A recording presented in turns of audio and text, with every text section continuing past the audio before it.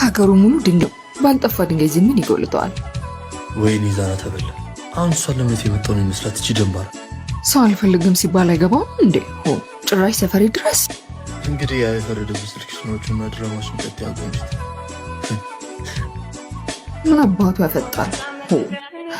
እኔ ሲብላይ ላንተ እስካልክ ድረስ ማወራው ላጣ። ሄላ ለዚህ እኮ ነው የምትመጪ ጉረኛ። አዎ ወይኔ ማህደር ውርደትሽ ደግሞ ይስቃል።